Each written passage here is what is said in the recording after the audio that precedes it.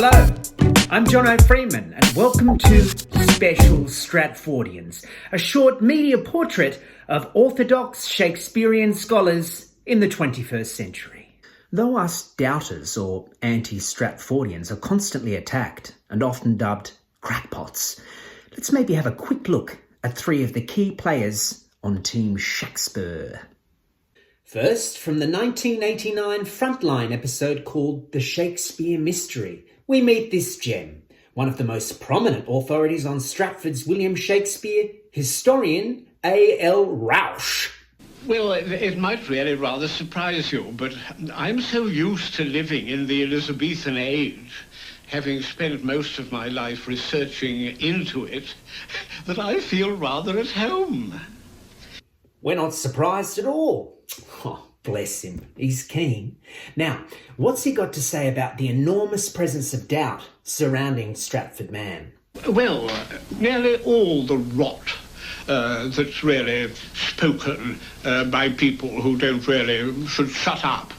Well, things took a turn, didn't they? Just shut up with your rot! So, what's the hot tip from this Stratfordian? Why don't they get down and read the books that can really tell them what is absolutely straight history? Your own books? My own books.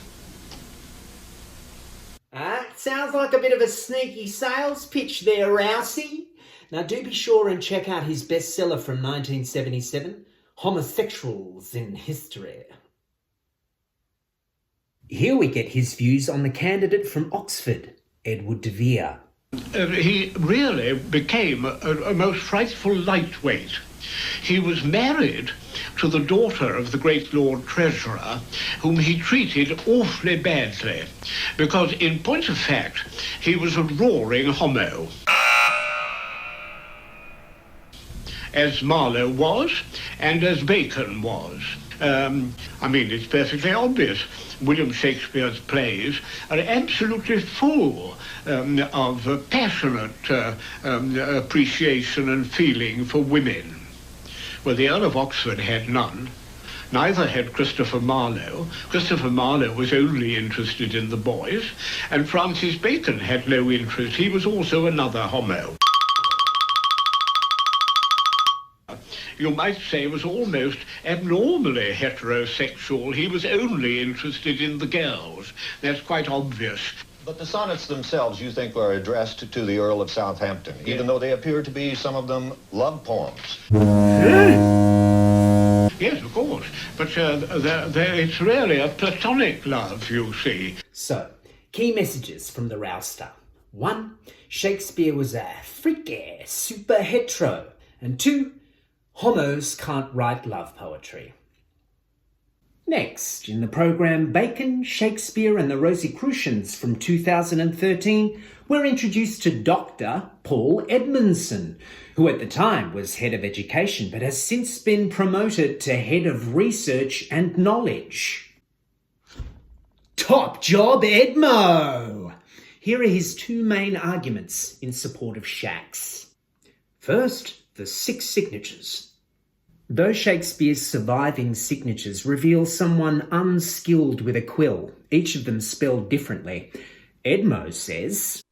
Perhaps a modern equivalent of this is to say, how good is your signature on your credit card? How good is your signature when you sign your name in a shop or on a bank transaction or whatever? There are several signatures which survive of Shakespeare. How good would you like them to be?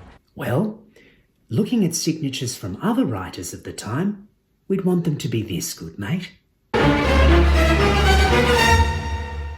Anyways, these do not prove that he could write. And even if we could reasonably assume he was literate, 6 shaky signatures do not the world's greatest playwright make. The next argument. Edmondson points out that, as the son of a glove maker, he was uniquely qualified. There's lots of references to different kinds of leather. For example,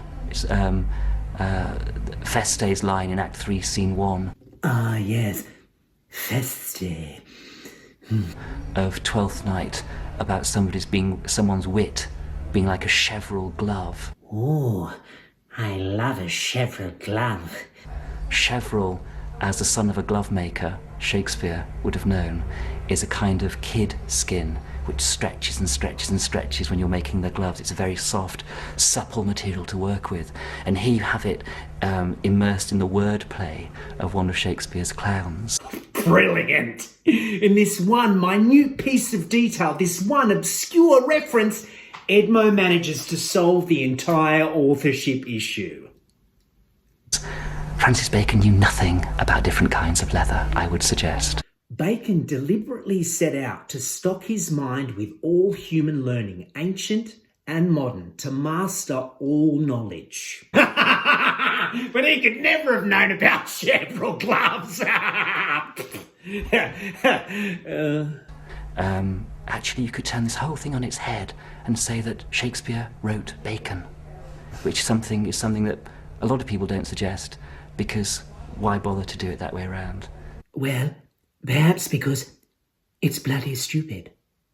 Now for the big finish. To conclude then, cracking the Shakespeare Code from 2017 with scholar, writer, professor and editor Stanley Wells. He's also the honorary president of the Shakespeare Birthplace Trust, which is a complete sham. None of it's real! It's, it was Bacon, then it was Marlowe, then it was the Earl of Oxford. The Earl of Oxford is the most common one now. But there are about 60-odd people. In the last 5 years, it's been Sir Henry Neville. Nobody had ever heard of him in terms of Shakespeare before. Lady Mary Sidney, someone has just written a book trying. Now, I would have thought that any dispassionate person would say 60 people have been suggested. This in itself shows it's all nonsense. If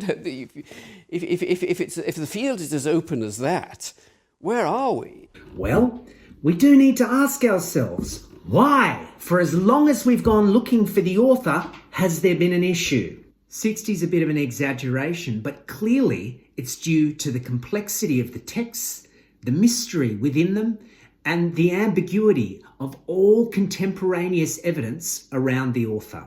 People like Wells obviously really struggle with accepting this, but we will never know for certain who wrote all the words in the plays and the poems. That's what makes it fun! Yeah? I've talked often to people who are looking for what we call their 10 minutes of fame. There tends to come the light of fanaticism into their eyes. And I find that constantly. What? The same fanaticism we see in Stratfordian eyes? Nothing wrong with a bit of passion though, mate, They know that journalists, television presenters and so on are likely to take an interest in them if they come up with an unorthodox opinion, with something that contradicts popular belief, so that there's something rather unworthy about it. Wells, you Wally!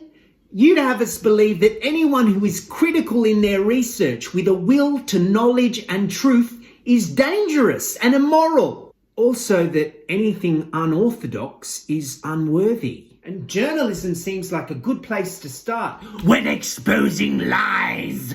All right, it seems to me that if you're saying that somebody is saying that Shakespeare wrote Shakespeare, but nevertheless he was actually a front for Francis Bacon or Christopher Marlowe. I mean,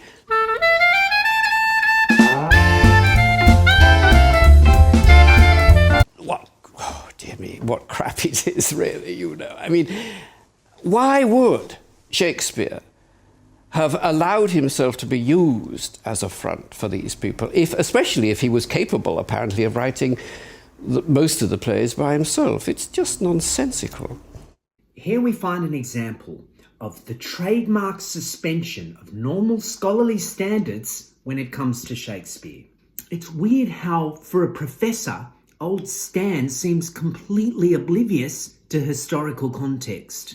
The pseudonym Will Shakespeare, maybe the best, most obvious brand name ever, was attached to plays when the authors wished to remain anonymous. Remember, this was essentially a time of dictatorship, brutal censorship, no freedom of speech, no religious freedoms, and the theatre was viewed with complete contempt.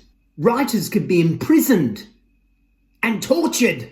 It's why they all wrote collaboratively. It's why they needed a front. It's also why Shax, the broker of the plays, was given a bunch of cash and nicked off home to grubby Stratford to buy a coat of arms and a big flash house. Wrapping up then. Mark Twain, whose name wasn't actually Mark Twain, called Stratfordians troglodytes. So, for Rousey, Edmo, Wally Wells, and all the other troglodytes, happy belated birthday to your boy Shax.